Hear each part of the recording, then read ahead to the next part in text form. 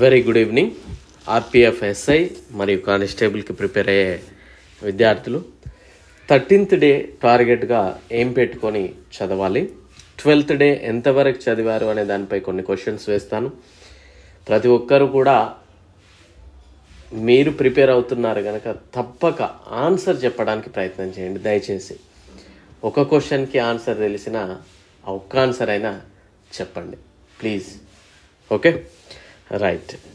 So మొదటిసారిగా మన channel ఎవరైనా చూస్తున్నట్లయితే ఒకసారి ప్రీవియస్ క్లాసెస్ చూడండి నావి యూట్యూబ్లో. నచ్చితే ఫాలో అవడానికి ప్రయత్నం చేయండి, సబ్స్క్రైబ్ చేసుకొని బెల్ ఐకాన్ క్లిక్ చేయండి. మన యొక్క యాప్ లాస్ట్ బెంచెస్ హబ్ అనే యాప్ని డౌన్లోడ్ చేసుకోండి. లింక్ డిస్క్రిప్షన్లో ఇచ్చాను. టెలిగ్రామ్ ఛానల్లో కూడా జాయిన్ అవ్వండి, దాని యొక్క లింక్ కూడా మీకు డిస్క్రిప్షన్లో అవైలబుల్ ఉంటుంది. సో జీకే 3 months వ్యాలిడిటీ రేపటి నుండి తీసుకునే వాళ్ళకి, ఇండియన్ పాలిటీ 3 months వ్యాలిడిటీ రేపటి నుండి తీసుకునే వాళ్ళకి 100 rupees each subject. And chemistry 1 year validity, science 1 year validity, arithmetic 1 year, and railway course 500 rupees 1 year validity.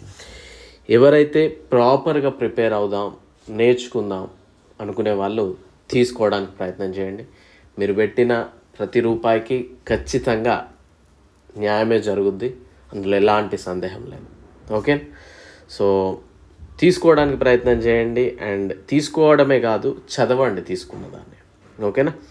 So 12th day ఏం చదవమని చెప్పాను అంటే నంబర్ సిస్టమ్ స్టార్ట్ చేయండి అని చెప్పాను. 3 days కనుక మనం number system కేటాయించుకుందామన్నాను.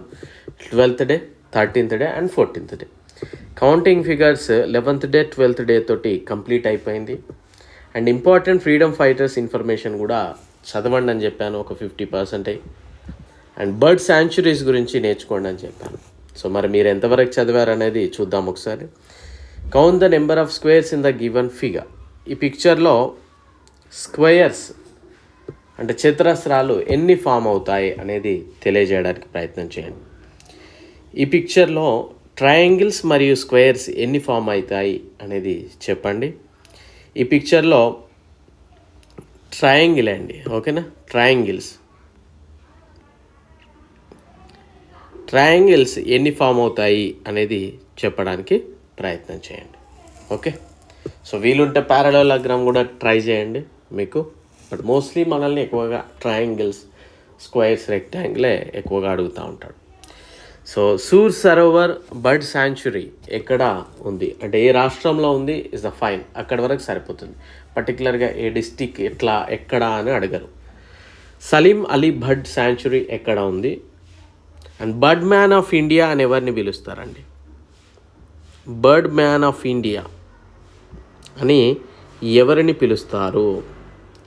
And next Swami Vivekananda యొక్క పూర్వము ఉన్న నేమ్ ఏంటి? స్వామి వివేకానంద గారి చికాగో సమావేశము ఎప్పుడు జరిగింది? ఏ year and date? Pioneer of new India అని ఎవరిని పిలుస్తారు? Pioneer of new India. బ్రహ్మ సమాజాన్ని ఎవరు స్థాపించారు? ఎప్పుడు స్థాపించారు? అండ్ భారతదేశ కురవృద్ధుడు అని ఎవరిని పిలుస్తారు? సో నేను ఇక్కడ మేము కంప్లీట్లీ ఒక 2 or 3 మెంబర్స్ని మాత్రమే ఫోకస్ చేసి క్వశ్చన్స్ అడిగాను. నెక్స్ట్ క్లాస్లో రిమైనింగ్ కూడా చదివాక కొంచెం డెప్త్గా వెళ్ళిపోదాం. సో 13th డే మీరు చదవాల్సినవి నెంబర్ సిస్టమ్ మరికొంత భాగం చదవండి.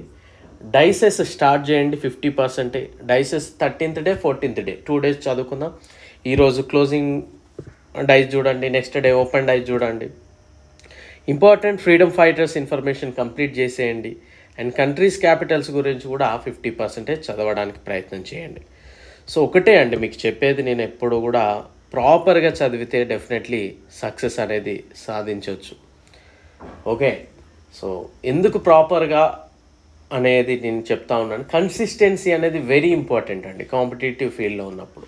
ఈరోజు చదివి 4 రోజుల తర్వాత మళ్ళీ బుక్కులు దిద్దాం, ఈరోజు బాగా 10 గంటలు చదివేసి మళ్ళీ 5-6 రోజులు రెస్ట్ తీసుకుందామంటే కాదు. కన్సిస్టెన్సీ ఉండాలి. ఈరోజు కొంత చదవాలి, రేపు కొంత చదవాలి, డెఫినెట్లీ చదువుతూనే ఉండాలండి. మీకు రేపు అసలే టైం వీలు పడలేదనుకో, ఒక 1/2 hour టైం స్పెండ్ చేయండి, బట్ ఆ బుక్స్ ముందు కూర్చొని చదవడం ప్రాక్టీస్ చేయాలి ఖచ్చితంగా. సో ఆ కన్సిస్టెన్సీ అనేది మీకు ఉండాలి. సో ఎందుకు నేను చెప్తున్నా అంటే ఫస్ట్ డే రోజు అడిగిన క్వశ్చన్స్ అప్పుడు ఆన్సర్ చెప్పినంత ఉత్సాహం మీకు లేదు. సో ఒకటి గమనించాలి, మీరు ఎప్పుడు కూడా ప్రాపర్గా కన్సిస్టెన్సీగా ఏ ఎగ్జామ్కి ప్రిపేర్ అవుతా ఉన్నామా అనేది మైండ్లో పెట్టుకొని దానికి సంబంధించింది చదివితే డెఫినెట్లీ సక్సెస్ అనేది వస్తుంది. ఓకే, సో అది ఎప్పుడు మిస్ అవ్వకండి. And all the very best. Thank you.